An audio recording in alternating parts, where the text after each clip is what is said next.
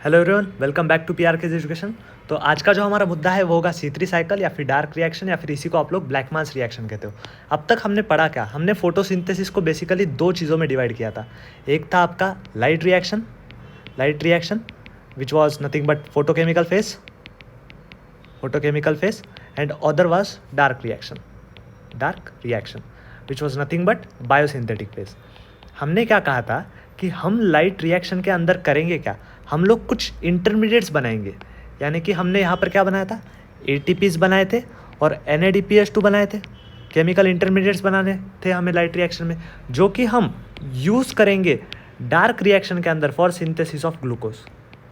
तो dark reaction के अंदर आपको करना क्या है? डार्क रिएक्शन के अंदर आपको करना क्या है? आपको बनाना है ग्लूकोज। यानी कि we will use ATPs, NADPH2 from light reaction for synthesis of glucose। ठीक है, यानी कि डार्क रिएक्शन या फिर C3 साइकिल में आपको बनाना है ग्लूकोज। ओके, सबसे पहली चीज़, ये पाथवे जो है, इसका एक पाथवे होता है जिसके अंदर ग्लूकोज बनता है।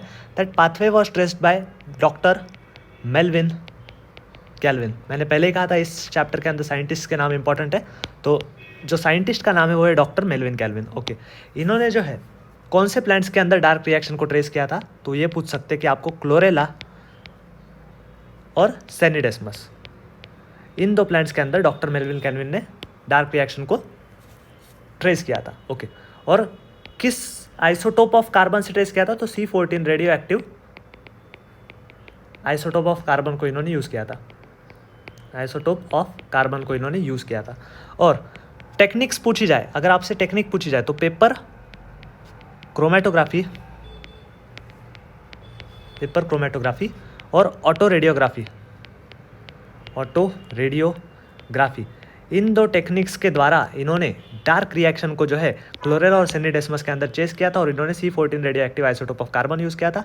जो पाथवे इन्होंने ट्रेस किया था वो था C3 साइकिल या फिर dark reaction which is also called as Blackman reaction. ये डॉक्टर मेल्विन कैल्विन ने इनको ट्रेस किया था। ओके, ये थ्योरेटिकल पॉइंट्स है जो आपको पता होने चाहिए। अब डार्क रिएक्शन को हम इन डिटेल पढ़ेंगे। ठीक है, डार्क रिएक्शन के हम लोग स्टेप्स देखेंगे कि क्या हो क्या रहा है इसके अंदर। तो डार्क रिएक्शन के अंदर सबसे पहले होता क्या है, ध्यान से समझना और इसको याद करने की कोशिश करना। ठीक है, देखो होता क्या है। सबसे पहले 6 CO2 मॉलिक्यूल्स ये रिएक्ट होते हैं एक सबस्ट्रेट के साथ जो होता है RUBP। इसको कहते हैं रिबुलोज 1,5 बिस फॉस्फेट। नोट कर लीजिए, रिबुलोज 1,5 बिस फॉस्फेट ये आपका सबस्ट्रेट होता है which is 5 carbon containing compound. ठीक है, इसके साथ 6 CO2 रिएक्ट होगा और ये 6 मॉलिक्यूल्स ऑफ RUBP के साथ रिएक्ट होता है। तो मैं यहाँ पर 6 लिख दूँ। Okay, 6 molecules. ठीक है, और ये जो रिएक्शन होती है एक एंजाइम के प्रेजेंस में होती है जिसको आप लोग प्यार से कहते हो रूबिस्को। याद आया? रूबिस्को। ठीक है, हमने क्या कहा कि 6 CO2 एटमॉस्फेयर से रिएक्ट होंगे 6 RUBP के साथ। RUBP के अंदर एक मॉलिक्यूल के अंदर 5 कार्बन है। ठीक है, और रूबिस्को एंजाइम के प्रेजेंस में होगा। अब रूबिस्को का फुल फॉर्म आपको पता है, ribulose 1,5 bis phosphate carboxylase and ऑक्सीजिनेस। तो रूबिस्को, एक नोट कर लीजिए इस पॉइंट को कि रूबिस्को के डुअल फंक्शन हो सकते हैं। इधर it will act as carboxylase या फिर it will act as oxygenase. ठीक है, डुअल फंक्शन होते हैं रूबिस्को के। इट विल इधर एक्ट एज कार्बोक्सिलेज और इट विल इधर एक्ट एज ऑक्सीजनेस। तो इस रिएक्शन के अंदर जो आपकी रूबिस्को है it is acting as carboxylase, क्योंकि आप देख सकते हो कार्बन डाइऑक्साइड ऐड हो रहा है ना सबस्ट्रेट पे। तो here it is acting as carboxylase. तो आपसे MCQ पूछ सकते हैं कि in C3 cycle rubisco act as, आपको ऑप्शन में दे देंगे कार्बोक्सिलेज या फिर ऑक्सीजनेस। आपको क्लिक करना होगा कार्बोक्सिलेज। ओके, तो here it is acting as carboxylase. अब यहाँ पर पहला प्रोडक्ट जो बनेगा वो होता है हमारा फॉस्फोग्लिसरिक एसिड। पहला प्रोडक्ट बनता है phosphoglyceric acid which is a 3 carbon containing compound. अब ध्यान से सोच के मुझे बताओ कि कितने मॉलिक्यूल्स ऑफ फॉस्फोग्लिसरिक एसिड बने ताकि नंबर ऑफ कार्बन्स LHS और RHS में बैलेंस हो जाए। देखो इसमें कितने कार्बन है? 6। इसमें कितने कार्बन है? 30। 6 और 30 कितने हुए? 36। तो LHS में 36 कार्बन है, RHS में एक कंपाउंड 3 कार्बन का है। तो आपको 12 मॉलिक्यूल्स अगर आप लोगे तो 12 मल्टीप्लाइड बाय 3 36 हो जाएंगे, तभी जाके बैलेंस होगा ना। तो यहाँ पर कितने मॉलिक्यूल्स ऑफ फॉस्फोग्लिसरिक एसिड बनेंगे? Yes, 12 molecules of phosphoglyceric acid बनेंगे ताकि नंबर ऑफ कार्बन्स बैलेंस हो जाए। ठीक है, 12 मॉलिक्यूल्स ऑफ फॉस्फोग्लिसरिक एसिड बन जाएंगे। तो ये पहली स्टेप क्लियर हो गई डार्क रिएक्शन की। ओके, अब ध्यान से सुनना, हमने कार्बन डाइऑक्साइड को सबसे पहले ऐड कौन से सबस्ट्रेट पे किया, रिबुलस 1,5 बिसफॉस्फेट। तो अगर मैं आपसे पूछूं कि प्राइमरी एक्सेप्टर ऑफ CO2, अगर मैं आपसे पूछूं, इधर नोट कर ले इसको, कि primary acceptor of CO2 in C3 cycle, तो आप क्या लिखोगे, इट इज़ RUBP। ठीक है, primary acceptor of carbon dioxide in C3 cycle is RUBP। Okay, तो दिस इज प्राइमरी एक्सेप्टर। अब देखो, ध्यान से देखो, अब 12 फॉस्फोग्लिसरिक एसिड बनते हैं। अगली स्टेप होती है हमारी रिडक्शन वाली स्टेप, और यहाँ पर कुछ ATPs भी यूटिलाइज होते हैं। अब ध्यान से सोचो, जब आपका एसिड, ये क्या है, फॉस्फोग्लिसरिक एसिड, जब एसिड रिड्यूस होगा तो किस में रिड्यूस होगा, अल्डिहाइड के अंदर। तो यहाँ पर बनता है फॉस्फोग्लिसराल्डिहाइड, इसको आप लोग कहते हो फॉस्फोग्लिसराल्डिहाइड। और ये वाली स्टेप आपकी होती है रिडक्शन, ये स्टेप होती है आपकी रिडक्शन। रिडक्शन के अंदर होता क्या है, जो आपने NADPH2 लिए थे, ठीक है ना, NADPH2 जो थे, थोड़ा छोटा लिखते इसको रिडक्शन, या फिर ये साइड से लिख लेते, छोटा ही लिख देते इसको। रिडक्शन के अंदर होगा क्या कि आपने जो NADPH2 लिए थे, कितने NADPH2 लिए थे, 12 NADPH2 जो है इस स्टेप के अंदर कन्वर्ट हो जाते हैं 12 NADP के अंदर, NADP पॉजिटिव के अंदर। क्लियर है, तो यहाँ पर रिडक्शन होता है, कितने NADPH2 यहाँ पर यूटिलाइज हो रहे हैं रिडक्शन स्टेप के अंदर, 12 NADPH2 यूटिलाइज हो रहे हैं। और यहाँ पर 12 ATPs भी खर्च होते हैं इस वाले स्टेप के अंदर। तो 12 ATPs यहाँ पर खर्च हो जाते हैं और 12 ADPs बन जाएंगे। ओके, कितने ATPs खर्च हो रहे हैं, 12 ATPs खर्च हो रहे हैं और 12 NADPH2 खर्च हो रहे हैं इस वाले स्टेप के अंदर। क्रिस्टल क्लियर हो गई ये स्टेप। बना क्या प्रोडक्ट, फॉस्फोग्लिसराल्डिहाइड। मुझे बताओ, इस वाले स्टेप के अंदर कहीं पे कार्बन का लॉस दिख रहा है क्या आपको, नहीं ना, कहीं पे कार्बन का लॉस नहीं है। तो obviously phosphoglyceraldehyde will be also 3 carbon containing compound. Yes, it will be 3 carbon containing compound. और इसके भी मॉलिक्यूल्स कितने बनने चाहिए ताकि रिएक्शन बैलेंस हो, यस, इसके भी 12 मॉलिक्यूल्स बनेंगे। क्लियर है, इसके भी 12 मॉलिक्यूल्स बन जाएंगे। ठीक है, अब होगा क्या, अगली जो स्टेप होगी उसमें 12 में से देखो ध्यान से, अब 12 में से एक तो 10 मॉलिक्यूल्स रहेंगे, तो मैं इधर 10 PGR पागल लिख दूंगा, 10 पागल, इसको मैं पागल बोलूँगा, ठीक है, और 2 पागल इधर लिख दूंगा पागल। यानी कि 12 को हमने बस स्प्लिट किया है, एक तो 10 पागल क्या करेंगे और 2 पागल क्या करेंगे।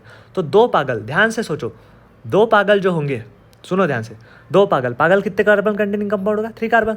तो टोटल इस वाले कंपाउंड के अंदर 2 पागल के अंदर कितने कार्बन्स होंगे, 6 कार्बन होंगे।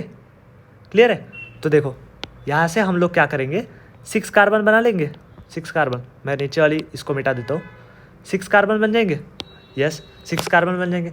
अब 6 कार्बन से आप लोग ग्लूकोज बना सकते हो, क्योंकि ग्लूकोज के अंदर होते कितने कार्बन है, 6 carbon.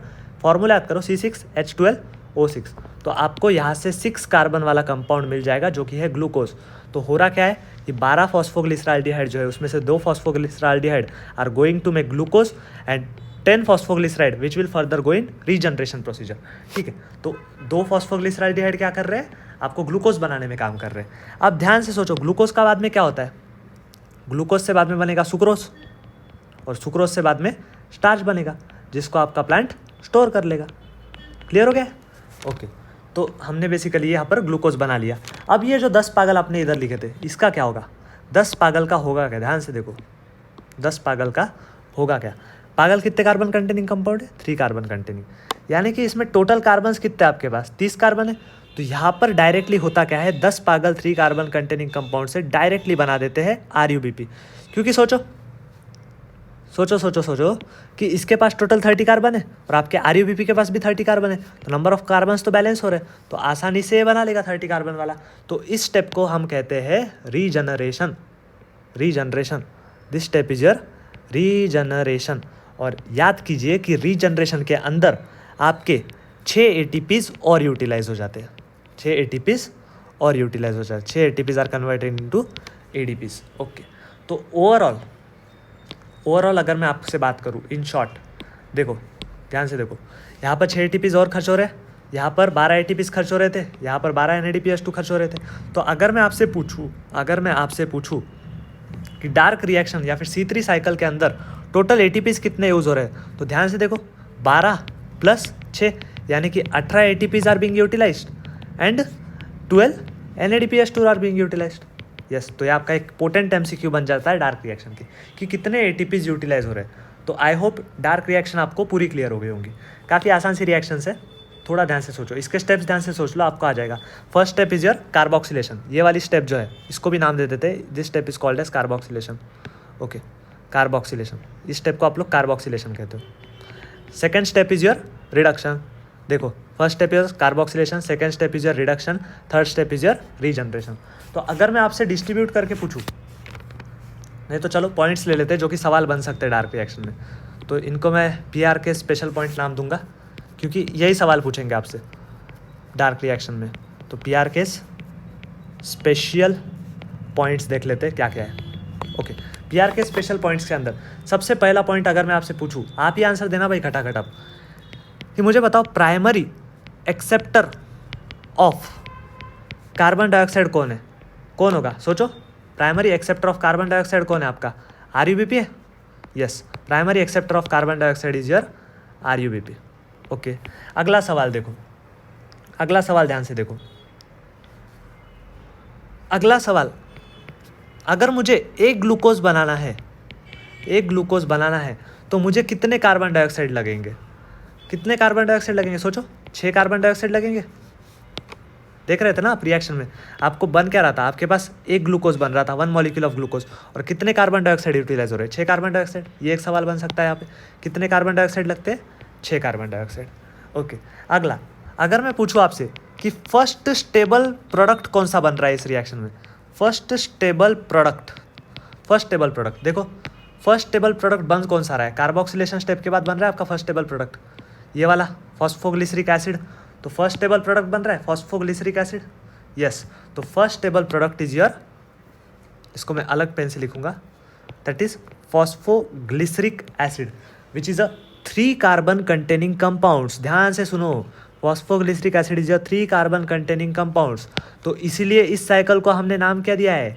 C3 cycle. Yes, phosphoglyceric acid is your 3 carbon containing compound, so this cycle is your C3 cycle. इसीलिए आप लोग इस साइकिल को C3 कहते हो, क्योंकि फर्स्ट जो प्रोडक्ट बनता है stable product, that is 3 carbon containing compound phosphoglyceric acid, so it is called as C3 cycle. Okay, अब थोड़े से हिसाब किताब की बात कर ले। ओके, हिसाब किताब की बात कर लेते हैं, फिर थर्मोलेबल नेचर ऑफ रूबीज को हम देखेंगे उसके बाद में। ओके, अब आगे देखते हैं कुछ हिसाब किताब। हिसाब किताब में मुझे बताओ, आपके डार्क रिएक्शन C3 साइकिल के अंदर कितने स्टेप्स हो रहे थे? यस, 3 स्टेप्स हो रहे थे। First step was your carboxylation, carboxylation. Yes, second step was your reduction, and last step was your regeneration, regeneration, regeneration. 3 step हो रहे थे। देखो, ध्यान से देखो, ये क्या थी? कार्बोक्सिलेशन, ठीक है, जिसके अंदर कार्बन डाइऑक्साइड RUBP पे ऐड हो रहा था, फॉस्फोग्लिसरिक एसिड बन रहा था। अगली स्टेप थी रिडक्शन, रिडक्शन के अंदर क्या हो रहा था? Phosphoglyceric acid is being converted into phosphoglyceraldehyde, और यहाँ पर 12 NADPH2 और 12 ATPs यूज हो रहे थे। और लास्ट स्टेप थी हमारी रीजनरेशन, जिसमें 10 पागल से डायरेक्टली आपका 6 RUBP बन रहा था, और यहाँ पर भी 6 ATPs वेयर बीइंग यूटिलाइज्ड। तो देखो ध्यान से, कार्बोक्सिलेशन के अंदर कितने NADPH2 कितने ATPs यूज हो रहे हैं? कुछ भी नहीं। रिडक्शन के अंदर याद करो, रिडक्शन के अंदर हमारे यूज हो रहे थे 12 ATPs और 12 NADPH2, और रीजनरेशन के अंदर आपके यूटिलाइज हो रहे थे 6 ATPs। तो मैं अगर आपसे कहूँ कि टोटल फॉर 1 ग्लूकोज, अगर आपको एक ग्लूकोज बनाना है, एक ग्लूकोज, तो कितने आपको ये लग रहे हैं? सोचो, कितने ATPs लग रहे हैं टोटल? 18 ATPs and 12 NADPH2। तो ये पोटेंट MCQ है इस आपके C3 साइकिल का, ठीक है। तो टोटल फॉर 1 ग्लूकोज 18 ATPs और 12 NADPH2 लगते हैं। और कुछ इंपॉर्टेंट MCQs पकड़ लेते हैं यहाँ पे, कि कार्बोक्सिलेशन जो होता है, ठीक है, कार्बोक्सिलेशन ये most crucial step of C3 cycle होती है। तो अगर आपसे सवाल पूछे कि most crucial step of C3 cycle कौन सी है, तो आप बिंदास लिख के आना कि carboxylation is the most crucial step of C3 cycle. Okay, और कार्बोक्सिलेशन के अंदर अगर मैं कहूँ तो क्या क्या यूटिलाइज हो रहा था? याद करो, कार्बोक्सिलेशन के अंदर आपके 6 CO2 और 6 वाटर मॉलिक्यूल्स यूटिलाइज हो रहे थे। ये पूछ सकते हैं यहाँ पे, लेकिन मेजरली अगर क्वेश्चन आएगा तो फॉर 1 ग्लूकोज 18 ATP और 12 NADPH2 यूज हो जाते हैं, ठीक है। ओके, अब देखो आगे क्या बच रहा है इसके अंदर।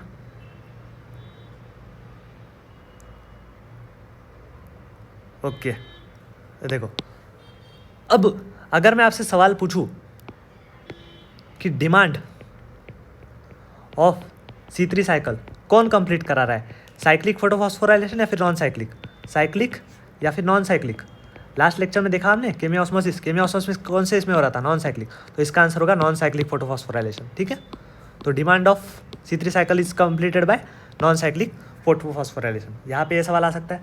ओके, और एक यहाँ पर MCQ बन सकता है कि फॉर सिंथेसिस ऑफ 1 ग्लूकोज, देखो ये जो आपने लिखा ना 6 लिखा आपने, देखो 6 CO2, तो ऐसे एक साथ में नहीं होता, पहले एक ही कार्बन डाइऑक्साइड फिक्स होता है, फिर दूसरा कार्बन डाइऑक्साइड फिक्स होगा, फिर तीसरा होगा, तो ऐसे 6 बार पूरी साइकिल ऑपरेट होगी तब जाके आपको एक ग्लूकोज मिलेगा। ऐसे नहीं कि डायरेक्टली 6 CO2 रिएक्ट होते हैं। ठीक है, तो for synthesis of 1 glucose total 6 tons of Calvin cycle operate, ये एक सवाल बन सकता है।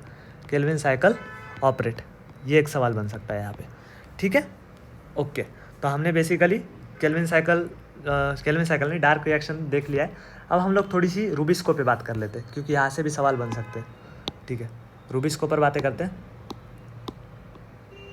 रूबिस्को, ठीक है, रूबिस्को सबसे पहले तो रूबिस्को बहुत इंपॉर्टेंट एंजाइम है। इसको लिखते कैसा है वो भी सीख लो। R बड़ा है, U छोटा है, BIS छोटा है और को बड़ा है। ठीक है, तो दिस इज योर रूबिस्को। ठीक है, अब रूबिस्को इसमें इसका फुल फॉर्म होता है ribulose 1,5-bis phosphate carboxylase oxygenase, यानी कि ये कार्बन जो है it will stand for carboxylase and this will stand for oxygenase. तो रूबिस्को का होता है बेसिकली डुअल नेचर, यानी कि इधर इट कैन एक्ट एज, ठीक है ना, इधर it can act as carboxylase और it can act as oxygenase. ठीक है, कार्बोक्सिलेज के अंदर सबसे पहले कार्बन डाइऑक्साइड को फिक्स करेगा, ऑक्सीजनेस के अंदर ये ऑक्सीजन को फिक्स करेगा। लेकिन हमने देखा था कि C3 साइकिल के अंदर क्या हो रहा था, ये कार्बोक्सिलेज, यानी कि it was acting as a carboxylase. Okay, carboxylase. ठीक है, अब कब कार्बोक्सिलेज की तरह एक्ट होता है और कब ये ऑक्सीजनेस की तरफ एक्ट होता है, याद रखना। थोड़े से इंपॉर्टेंट पॉइंट्स है कि जब भी एनवायरमेंट के अंदर CO2 का कॉन्सेंट्रेशन ऑक्सीजन कॉन्सेंट्रेशन के बराबर होगा, बराबर कॉन्सेंट्रेशन होने पर भी it will act as carboxylase. ठीक है, अगर ऑक्सीजन बढ़ जाए, कार्बन डाइऑक्साइड घट जाए, तो it will act as oxygenase. और अगर कार्बन डाइऑक्साइड ज़्यादा है और ऑक्सीजन कम है, तो definitely it will act as carboxylase. तो समझ गए कब कार्बोक्सिलेज की तरह एक्ट हो रहा है, कब ऑक्सीजनेस की तरफ। जब एटमॉस्फेयर के अंदर CO2 O2 के बराबर है तब कार्बोक्सिलेज, जब O2 बढ़ रहा है CO2 से ज़्यादा तो ऑक्सीजनेस, जब CO2 बढ़ रहा है ऑक्सीजन से ज़्यादा तब कार्बोक्सिलेज। तो इस तरीके से रूबिस्को होता है। ठीक है, ओके, ये हमने थोड़ा सा देख लिया रूबिस्को के बारे में, कब ऑक्सीजनेस और कब कार्बोक्सिलेज की तरह एक्ट होती है। ठीक है, जब, और एक पॉइंट पकड़ लो कि जब टेम्परेचर आपका ऑप्टिमम होता है, टेम्परेचर जब भी ऑप्टिमम होता है तब रूबिस्को आपका एक्ट करता है एज अ कार्बोक्सिलेज। लेकिन जब आपका टेम्परेचर ज़्यादा हो जाता है then your rubisco will act as oxygenase. ठीक है, और जब ये ध्यान से सुनो, जब ये ऑक्सीजनेस की तरफ एक्ट करती है ना, तभी इसी को हम लोग कहते हैं फोटो रेस्पिरेशन, या फिर इसी को आप लोग कहते हो C2 साइकिल। क्लियर हो गया फोटो रेस्पिरेशन क्या होता है? जब आपकी rubisco enzyme act as oxygenase तब ये फोटो रेस्पिरेशन होता है, या फिर इसको आप लोग C2 साइकिल कह देते हो। ठीक है, ये भी क्लियर हो गया। तो अब तक हमें क्या समझ में आया कि रूबिस्को जो है टेम्परेचर के हिसाब से काम कर रही है, रूबिस्को टेम्परेचर के हिसाब से अपने रंग बदल रही है, तो rubisco is a thermolabile enzyme, यानी कि टेम्परेचर देख के अपना रूप बदलती है। ठीक है, जब टेम्परेचर आपका ऑप्टिमम होगा it will act as carboxylase, जब टेम्परेचर ज़्यादा होगा it will act as oxygenase. ठीक है, ओके, एक लास्ट पॉइंट देख लेते हैं आपके C3 साइकिल के बारे में कि C3 cycle is also called as PCR cycle. PCR क्या होता है? ठीक है, फोटोकेमिकल कार्बन रिडक्शन, इसको आप लोग कहते हो photochemical carbon reduction cycle, PCR। ठीक है, तो it is also called as PCR cycle या फिर C3 साइकिल। ठीक है, तो आज के लेक्चर में हमने बेसिकली किया है क्या है, हमने C3 साइकिल पूरी तरह से देख ली, अच्छी तरह से इन डिटेल आपने पढ़ी। आपको याद होनी चाहिए कैसे ऑपरेट होती है C3 साइकिल, इसके मेन ATPs का हिसाब, कहाँ पे कितने ATPs यूटिलाइज हो रहे हैं वगैरह वगैरह, ये सब आपको पता होना चाहिए। अब नेक्स्ट लेक्चर में हम लोग क्या करेंगे, ध्यान से सुनो। अब आपने क्या देखा था, रूबिस्को टेम्परेचर को, रूबिस्को वॉज योर थर्मोलेबाइल। तो जब ऑक्सीजन का कॉन्सेंट्रेशन ज़्यादा होगा, जब CO2 का कॉन्सेंट्रेशन कम होगा, तब रूबिस्को किसकी तरह एक्ट करेगी, ऑक्सीजनेस, ठीक है। तो रूबिस्को जब भी आपकी ऑक्सीजनेस की तरफ एक्ट करती है, ऑक्सीजनेस की तरह एक्ट करेगी आपकी रूबिस्को, ऑक्सीजनेस, जब आपका टेम्परेचर ज़्यादा होगा तब, ठीक है। जब टेम्परेचर ज़्यादा होगा तब आपकी रूबिस्को किसकी तरह एक्ट करती है, ऑक्सीजनेस। तो इसी को हमने क्या नाम दिया था, इसी फिनोमेना को आप लोग कहते हो फोटो रेस्पिरेशन है क्या, जब आपका टेम्परेचर बढ़ जाएगा और आपका रूबिस्को जब भी ऑक्सीजनेस की तरह एक्ट करेगा, तब उस प्रोसेस को आप लोग कहते हो फोटो रेस्पिरेशन, या फिर it is also called as C2 cycle, जो हमें नेक्स्ट लेक्चर में पढ़नी है, ठीक है। तो नेक्स्ट लेक्चर में हम लोग मिलेंगे C2 साइकिल या फिर फोटो रेस्पिरेशन के साथ, जब आपका टेम्परेचर बढ़ेगा, rubisco will act as oxygenase. Okay, so thank you very